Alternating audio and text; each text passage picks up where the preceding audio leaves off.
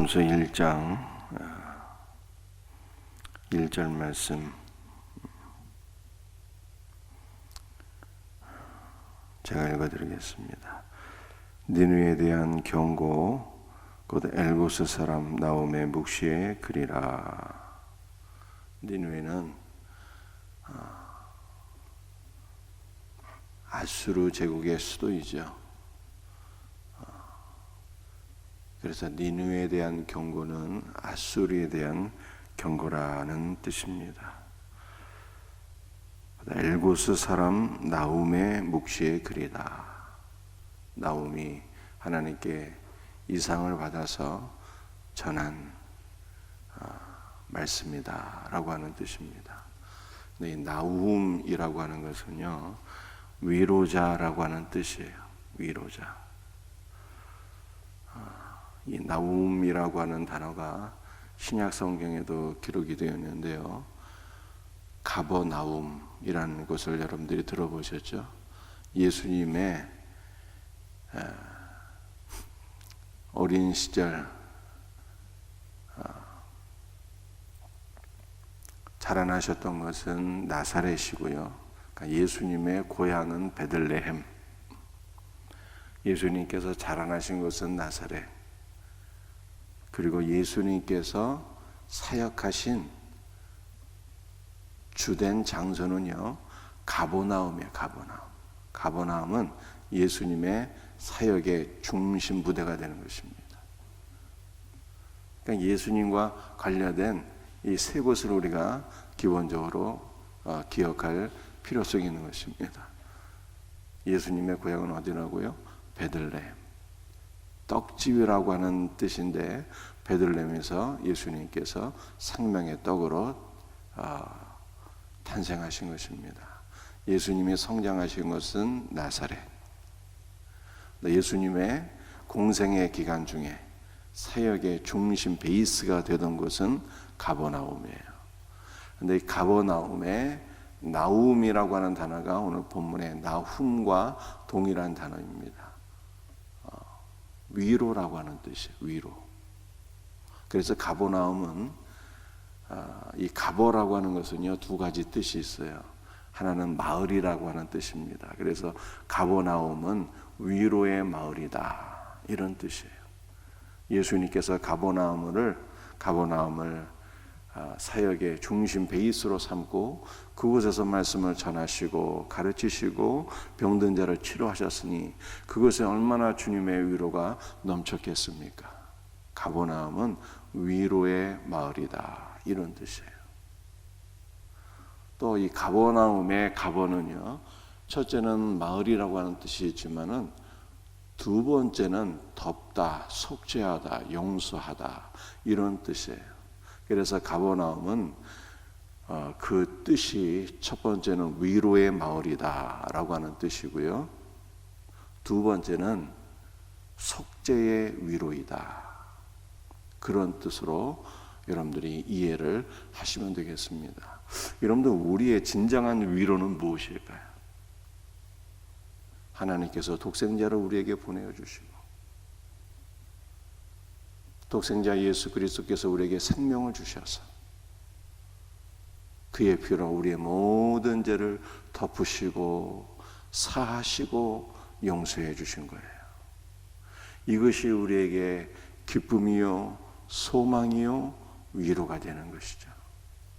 주님이 이토록 우리를 사랑하시니 우리는 어떠한 상황이나 형편 속에 있을지라도 주님의 사랑을 생각만 해도 우리에게 기쁨이 되고 위로가 되는 거예요. 오늘도 우리를 사랑하시는, 우리를 위해서 생명 주시고 피 흘려 주신 그리스도를 바라보시고 그리스도 안에서 위로받을 수 있는 우리 성도들이 되시기를 주의 이름으로 축복합니다. 여러분들, 나훔의 이름의 뜻이 위로라고 그랬잖아요. 위로. 우리는 그리스도 안에서 위로를 받을 뿐만 아니라 여러분들 위로자가 또 되어야 되는 거예요. 나훔의 이름의 뜻이 위로자. 성도는 그리스도 안에서 위로를 받고 그리스도 예수 안에서 슬퍼하는 자, 고난당하는 자, 연약한 모든 자들에게 위로자가 되어야 돼. 위로자가. 이와 같은 은혜가 있기를 주 예수의 이름으로 축복합니다. 자, 14절 말씀을 한번 읽어볼까요? 14절입니다. 나 여호와가 내게 대하여 명령하였나니 내 이름이 다시는 전파되지 않을 것이라. 여러분들 이 14절 말씀은 이 나훔서가 어떤 말씀이라고 그랬죠? 니느웨에 대한 경고의 말씀이라고 제가 설명을 드렸어요. 그래서 14절은 니느웨에 대한 경고, 심판의 말씀이 되는 것입니다. 그런데 14절 상반절을 보니까 내 이름이 다시는 전파되지 않을 것이라 이렇게 나와 있잖아요. 전파되다라고 하는 것이요, 씨를 뿌리다라고 하는 뜻이에요. 씨를 뿌리다. 단순히 우리 농사 짓는 그 씨를 뿌린다는 뜻만이 아니라 전파되다라고 하는 것은요, 씨를 뿌리다라고 하는 뜻도 있고요, 자손을 번식하다라는 뜻이 있어요. 자손을 번식한다는. 따라서 내 이름이 다시는 전파되지 않는다는 것은요, 자손이 끊긴다는 거예요. 여러분들 고대 세계에 자녀가 끊긴다는 것은요, 심판 가운데 심판이고 저주 가운데 저주가 되는 거예요. 그래서 하나님께서 니느웨에 대해서 심판과 경고의 메시지를 주시는데 뭐라고 말씀하세요? 다시는 내 자손이 번식되지 못할 것이라. 내 자녀들이 대가 끊기는 심판이 있겠다라고 말씀하시는 거예요. 너무나도 엄청난 심판이죠. 자, 그렇다면 이 심판은 왜 오게 된 것일까요? 14절 중반부를 제가 읽어드립니다. 내가 내 신들의 집에서 새긴 우상과 부은 우상을 멸절하며. 아수르는 하나님 앞에 큰 심판을 당하게 되었는데, 뜻밖에도 그 심판의 이유가 우상 숭배 때문이었어요. 우상 숭배. 여러분들, 이 아수르는 참 죄를 많이 지은 민족이거든요. 악명이 높은 민족이에요. 주변의 여러 나라들을 점령하고 많은 사람들을 잔혹하게 죽인 그러한 악한 민족입니다. 그런데 하나님께서 그 모든 악한 죄들을 다 열거하지 아니하시고 딱 하나의 죄를 말씀하셨는데, 그것은 우상 숭배다 이렇게 말씀하셨어요. 여러분들, 죄는 크게 두 가지 죄가 있잖아요. 십계명을 보게 되면 하나님과의 관계에서 죄를 짓는 것이 있고, 또 두 번째는 인간관계에서 죄를 짓는 것이 있는데, 어떤 죄가 더 큰 죄입니까? 하나님 관계에서 짓는 죄가 더 큰 죄예요. 하나님과의 관계가 잘못되면 인간과의 관계가 다 잘못되는 것입니다. 반면에 하나님과의 관계가 바르게 설정이 되면 인간관계는 다 풀리게 되는 것이죠. 그래서 하나님께 죄를 짓는 것이 더 큰 죄가 되는 거예요. 하나님께 짓는 죄가 무엇입니까? 우상을 숭배하는 거죠. 여러분들, 우상을 숭배한다는 것은 하나님을 불신하고 거부했다는 뜻이에요. 하나님을 믿지 않고 하나님을 거부하고 하나님을 떠나니까 뭐 하게 되는 거예요? 자연히 우상을 숭배하게 되는 것입니다. 그래서 우상을 숭배했다는 것은 하나님을 불신하고 거부하고 떠난 죄를 가리키는 거예요. 죄 중에 무슨 죄가 제일 크냐? 하나님을 불신한 것, 하나님 믿지 않고 하나님 거부하고 하나님을 떠나는 것이, 하나님을 멀리하는 것이 가장 큰 죄인 것입니다. 여러분들, 우리에게 이와 같은 죄가 없기를 주의 이름으로 축복합니다. 14절 하반절을 보니까 내 무덤을 준비하리니 이는 내가 쓸모없게 되었습니다. 여러분들, 아수르 왕 사네립이 예루살렘을 침략하게 되는데요, 하나님의 심판을 받아서 하루아침에 18만 5천 명의 아수르 대군이 죽게 되고 사네립은 간신히 도망을 가게 되는데, 그 신 니스록을 섬기는 신전에 몸을 숨기게 되는데요, 그의 아들들이 자기 아버지를 죽이게 돼요. 그래서 14절 하반절의 말씀이 그대로 성취가 되는 거예요. 내 무덤을 준비하리니. 그가 섬기던 우상 숭배의 신전이 그의 무덤이 되어버려요. 이 14절 말씀이 그대로 성취가 된다니까요. 그러므로 여러분들, 우상을 숭배하면 어떻게 된다는 거예요? 자기 자신도 우상과 함께 죽게 되고, 우상을 숭배하면 우상 숭배가 곧 자기 무덤이 되는 거예요. 그것으로 끝나는 것이 아닙니다. 내 자녀들이 더 이상 번식하지 못하게 되는 하나님의 심판을 받게 되니, 우리는 절대로 하나님을 불신하고 거부하고 멀리 떠나고 우상 숭배에 빠지는 이 죄만큼은 지어서는 안 된다는 거예요. 여러분, 우리는 어떻게 해야 되는 것입니까? 마음과 목숨과 뜻과 힘을 다해 하나님을 사랑하고 주님을 더 가까이 해서 오직 예수, 오직 예수, 오직 예수께로 더 가까이 나가서 그를 사랑하고 그와 더불어 연합되고 그가 주신 은혜와 복으로 살아가는 우리 성도들이 되시기를 주의 이름으로 축복합니다. 15절 말씀이에요. 볼지어다 아름다운 소식을 알리고 화평을 전하는 자들의 발이 산 위에 있도다. 유다야, 내 절기를 지키고 내 소원을 갚을지어다. 악인이 진멸되었으니 그가 다시는 내 가운데로 통행하지 아니하리로다 하시니라. 여러분들, 14절은 아수르에 대한 심판의 말씀이라고 했습니다. 15절은 어떤 말씀입니까? 아수르와 유다가 대비가 되는 거예요. 그래서 15절은 유다의 회복을 가리키는 말씀이에요. 그래서 15절에 유다야, 내 절기를 지킬지어다, 유다라고 말씀하고 있잖아요. 여러분들, 우리 하나님은 세상은 심판하시지만 하나님의 백성들에게는 은혜와 복을 주시는 분이에요. 세상은 심판을 받지만 하나님의 선택한 백성들은요, 구원을 받게 되는 것입니다. 오늘도 하나님의 자녀들에게 우리 주님의 은혜와 축복하심이 충만하기를 주의 이름으로 축복합니다. 15절 말씀을 다시 좀 더 생각해 보겠어요. 볼지어다 아름다운 소식을 알리고. 여러분들은 아름다운 소식이 유다에 전파된다는 거예요. 아름다운 소식. 아름다운 소식은 어떠한 것일까요? 이 아름다운 소식을 한 단어로 표현하면 복음이에요. 복음.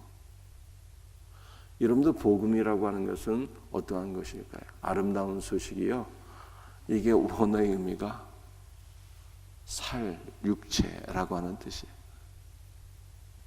아름다운 소식을 바사르라고 하는데 이 단어에는 두 가지 뜻이 있다니까요. 하나는 아름다운 소식, 복음이고, 두 번째는요, 이 단어의 두 번째 뜻은 살, 육체, 살. 뭐가 복음입니까? 예수님의 육체의 죽음이 복음이에요. 예수님께서 우리를 위해서 살을 찢어주시고 피를 흘려주셨다는 것이 복음의 핵심이라니까요. 그것이 아름다운 소식이에요. 하나님이 세상을 이처럼 사랑하사 독생자를 주신 것이 복음이에요. 하나님께서 이처럼 우리를 사랑하시니 이것이 우리에게 나훔, 위로가 된다, 이 말이에요. 위로가.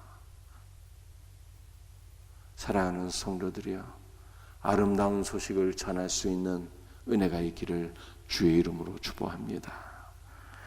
볼지어다 아름다운 소식을 알리고 화평을 전하는 자들의 발이 산 위에 있도다.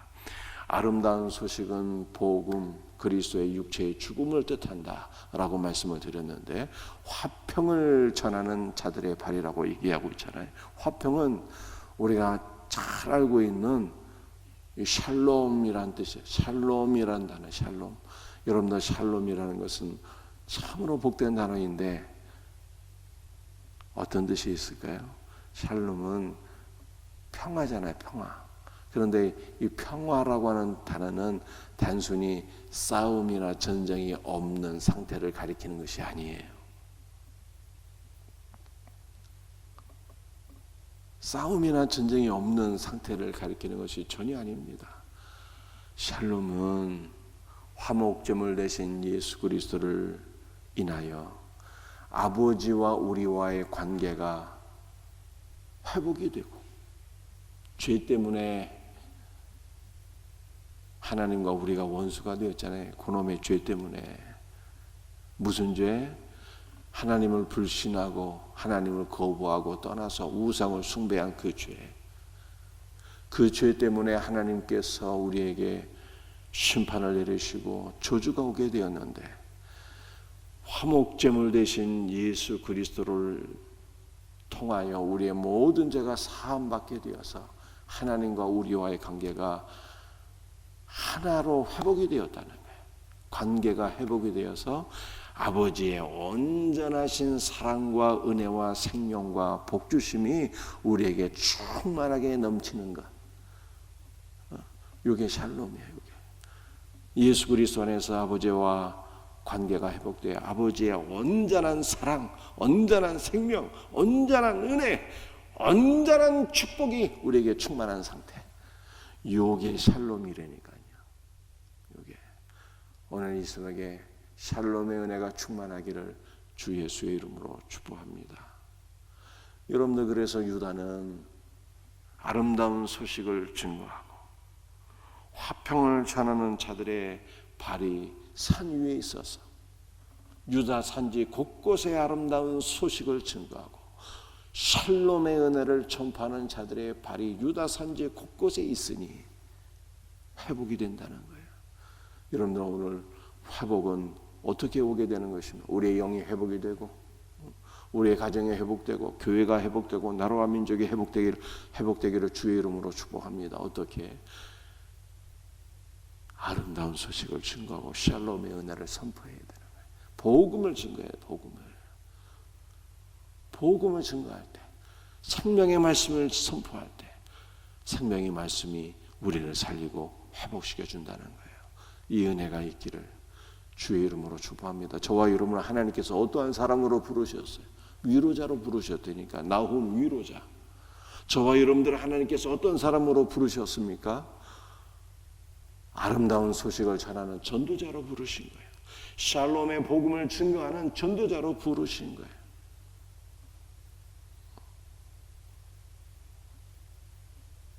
여러분들, 우리 합동교단의 올 한 해 총 주제가 뭐냐? 샬롬 붕이에요. 샬롬 붕. 샬롬. 주 예수 그리스도의 복음으로 부흥, 참 생명을 경험하는 하나가 된다라고 하는 것이 올 대한예수 장로회 합동교단의 표예요. 표. 샬롬 붕, 샬롬의 은혜를 선포하고 샬롬의 은혜가 넘치는 은혜가 있기를 주 예수의 이름으로 축복합니다. 여러분들, 하나님께서 저와 여러분은 어떤 사람 부르셨어요? 위로자로 부르시고, 아름다운 소식을 전하는 자로 부르시고, 샬롬의 복음을 전하는 전도자로 부르신 거예요. 하나님의 안타까운 마음, 제발 전도자가 되어라. 전도자가 되는 은혜가 있기를 주 예수의 이름으로 축복합니다. 기도하시겠어요?